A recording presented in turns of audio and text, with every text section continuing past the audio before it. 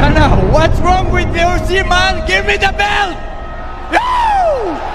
Calvin Gastelum, you know you owe me that fight. And for those who forgot, it's Dricus du Plessis. Let's go, oh,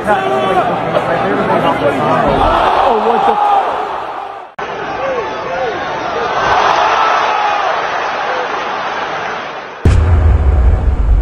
Ada malam-malam dalam sejarah UFC yang hanya datang sekali dalam satu generasi. Malam ketika seluruh dunia berhenti sejenak, mengerahkan pandangan ke dalam oktagon, dan menyaksikan benturan takdir. UFC 319 menjanjikan malam seperti itu. Di satu sisi, sang juara yang tak terduga, Dricus du Plessis, pejuang dari Afrika Selatan yang menolak tunduk pada logika dan terus menang dalam gaya yang dianggap tak lazim. Di sisi lain, sang predator tak terkalahkan, Khamzat Chimaev, sosok misterius dari bayang-bayang gurun dan salju, yang menghancurkan nama-nama besar seperti hanya sedang memanaskan tubuh. Dua kutub kekuatan, dua jalur takdir siap bertabrakan dalam duel paling menegangkan di tahun 2025.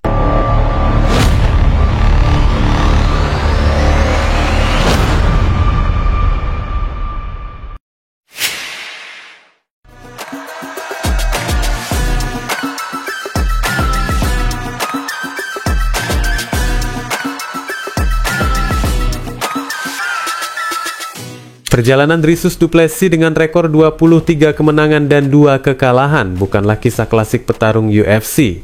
Ia tidak datang dengan reputasi mega bintang atau janji-janji promosi penuh bintang. Namun sejak debutnya di UFC pada Oktober 2020 melawan Marcus Perez, ia telah menyalakan percikan yang lambat tapi pasti membakar hingga menjadi kobaran juara. Kemenangan demi kemenangan ia kumpulkan. KO brutal atas Trevin Giles, penguasaan teknik saat menghadapi Brad Tavares, dan penyiksaan terencana ketika ia menyeret Darren Till ke dalam dunia grappling yang mematikan. Saat namanya masuk ke dalam peringkat 10 besar, skeptisisme tetap mengelilinginya. Tetapi Dricus tidak menjawab dengan kata-kata, ia menjawab dengan darah dan kemenangan.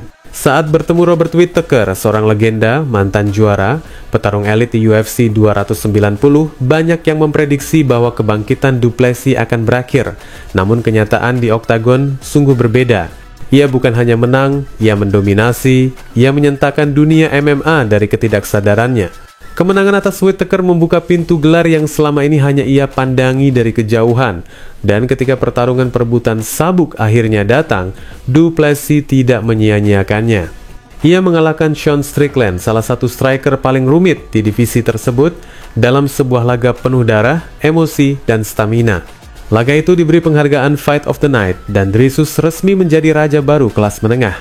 Namun gelar bukanlah akhir melainkan awal penderitaan. Dalam pertahanan pertama, ia berhadapan dengan Israel Adesanya, sang mantan penguasa yang dikenal dengan seni bertarung bak pelukis di atas kanvas. Du Plessis mengalahkannya lewat kuncian yang membuat dunia terdiam. Lalu, ia kembali lagi. Di UFC 312, dalam sebuah pertandingan ulang melawan Sean Strickland, Dricus menunjukkan evolusi sejatinya. Lebih tenang, lebih presisi, lebih mematikan. Ia membatasi jumlah serangan Strickland secara signifikan sekaligus meningkatkan akurasi dan jumlah pukulannya sendiri. Rasio pukulan naik dari 38% menjadi 46%. Ia bukan lagi petarung yang sembrono dan meledak-ledak. Ia adalah seniman pertempuran dan sekarang senjatanya semakin tajam. Kini, dengan rekor 9-0 di UFC dan 2 pertahanan gelar, Dricus duduk di singgasana sebagai juara yang aneh, misterius, tidak dipahami, tapi tak bisa dikalahkan.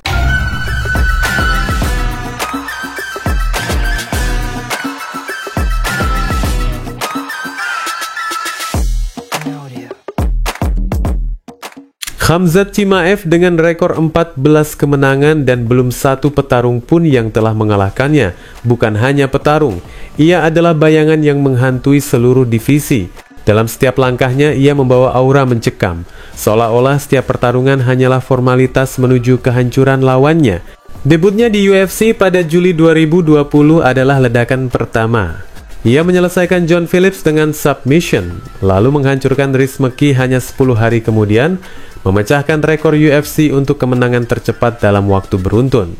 Lalu, satu persatu nama besar jatuh, Gerald Meerschaert, Li Jingliang, Kevin Holland, dan Gilbert Burns, yang nyaris menjadi batu sandungan, tapi Chimaev tetap melenggang dengan kemenangan angka.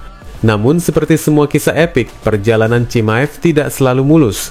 COVID-19 memperlambat momentumnya, membuatnya sempat berpikir untuk pensiun. Tapi mental pejuangnya menolak tunduk pada penyakit. Ketika ia kembali ke dalam oktagon, monster itu bangkit lebih lapar dari sebelumnya.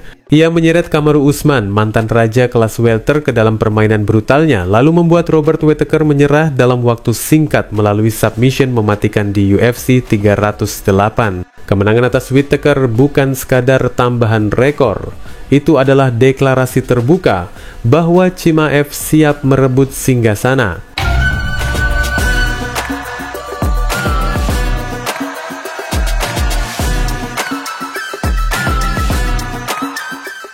Ketika dua kekuatan bertolak belakang dikurung dalam ruang segi 8 yang tak mengenal belas kasih, hanya satu yang akan keluar hidup-hidup secara karir, secara momentum, dan secara warisan. Pertarungan antara Dricus Du Plessis dan Khamzat Chimaev bukan sekadar pertarungan gelar. Ini adalah simulasi sempurna dari dua filosofi bertarung yang kontras. Di satu sisi, sang juara, penuh teka-teki, tak terduga, dan seringkali dianggap anomali dalam dunia teknik. Di sisi lain, si monster Khamzat tak tersentuh, terstruktur, meledak, dan menghancurkan dengan kesadaran seperti mesin pembunuh. Namun di atas kertas, setiap legenda punya celah, setiap bayangan punya arah datangnya cahaya. Dan di balik kekuatan mereka masing-masing, ada kelemahan tersembunyi yang bisa menjadi awal dari kejatuhan.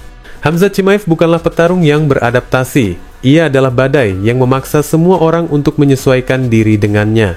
Sejak bel pembuka, ia menyerang dengan agresivitas yang jarang terlihat, bahkan di level elit UFC. Kemampuannya mencampur gulat kelas dunia dengan pukulan barbar membuatnya tampak seperti kombinasi jahat dari Khabib dan Prime Wanderlei Silva. Dalam situasi jarak dekat, Chimaev adalah teror absolut.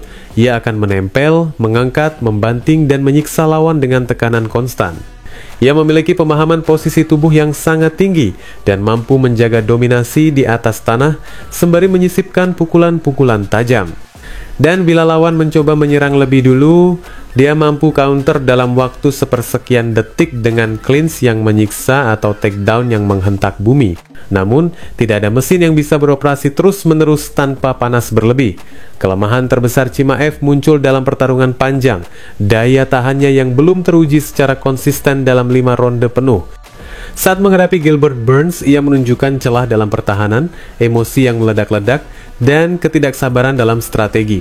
Bahkan saat melawan Usman, ia melambat setelah ronde pertama.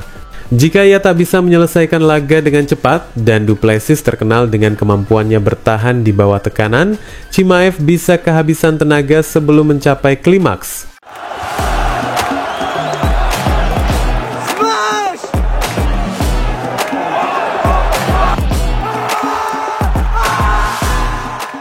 Du Plessis adalah kebalikan dari manual bertarung modern. Gaya bertarungnya kadang tampak acak, tempo nafasnya terlihat tidak lazim, bahkan gerakannya kadang menyerupai petarung dari medan tempur jalanan. Namun di balik semua itu, tersembunyi satu keahlian yang jarang, adaptasi liar dan daya tahan ekstrem. Ia mampu bertarung sambil terluka, tetap berdiri meski darah mengalir dari wajahnya, dan tetap melempar kombinasi saat tubuhnya sudah tampak melambat. Ia tidak akan memenangkan kontes gaya, tetapi ia akan menyeretmu ke rawa-rawa kelelahan dan memaksamu tenggelam. Lebih dari itu, ia memiliki akurasi pukulan yang terus meningkat. Dalam rematch melawan Strickland, Du Plessis memperlihatkan sisi dirinya yang jarang kita lihat, cerdas secara strategi, tenang secara eksekusi, dan efektif dalam setiap pilihan serangan. Ia tahu kapan harus meledak, kapan harus mundur, dan kapan harus membuat lawan frustrasi. Namun, misteri itu juga datang dengan risiko. Du Plessis terkadang memulai laga dengan terlalu lambat, seolah tubuh dan pikirannya butuh waktu untuk masuk ke dalam mode perang. Hal ini bisa sangat berbahaya saat menghadapi petarung seperti Chimaev yang langsung meledak sejak detik pertama. Selain itu, sistem pernafasannya yang khas, yang oleh banyak analis disebut heavy breathing, memberi kesan bahwa ia mudah kelelahan. Walaupun faktanya ia tetap bisa bertarung hingga ronde kelima, kesan kelelahan itu bisa membuat wasit atau juri condong kepada lawan, terutama jika ia terkena tekanan awal yang signifikan.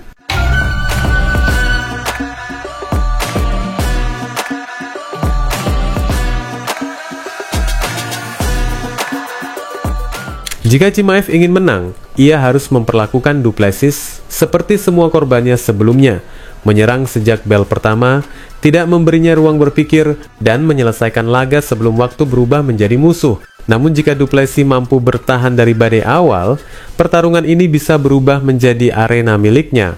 Ia akan menyeret Chimaev ke dalam babak yang asing di mana napas berat dan pukulan balasan menjadi senjata utama. Dalam ronde keempat atau kelima, saat stamina Chimaev mulai aus dan kekuatan mentalnya diuji, Du Plessis bisa mengambil alih dengan kombinasi brutal dan permainan jarak menengah. Ini bukan tentang siapa yang lebih kuat. Ini tentang siapa yang bisa tetap hidup ketika segala sesuatu mulai runtuh. Chimaev punya daya ledak, Du Plessis punya daya tahan.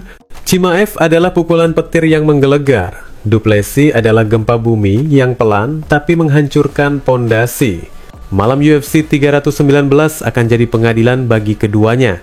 Jika Chimaev tak bisa menyelesaikan Du Plessis dalam 2 ronde, maka waktu akan berpihak kepada sang juara. Tapi jika Du Plessis terlambat membaca serangan, maka sabuk bisa berpindah sebelum ronde ketiga dimulai. Sang juara tidak ortodoks, namun presisi. Ia seperti teka-teki yang tak bisa dipecahkan, selalu menemukan celah untuk menang. Tapi lawannya adalah badai yang tak memberi waktu berpikir. Chimaev menyerbu, menghancurkan, menghabisi. UFC 319 bukan hanya pertarungan perebutan gelar. Ini adalah pertarungan antara metode yang tidak masuk akal melawan kekacauan yang terstruktur. Du Plessis membawa pengalaman dan daya tahan luar biasa. Chimaev membawa tekanan dan kelaparan akan kejayaan. Satu hal yang pasti, ketika lampu padam dan pintu oktagon dikunci, dunia akan menahan napas. Hanya satu yang akan keluar dengan sabuk keemasan dan nama yang ditulis dalam sejarah MMA selamanya. Wassalamualaikum warahmatullahi wabarakatuh.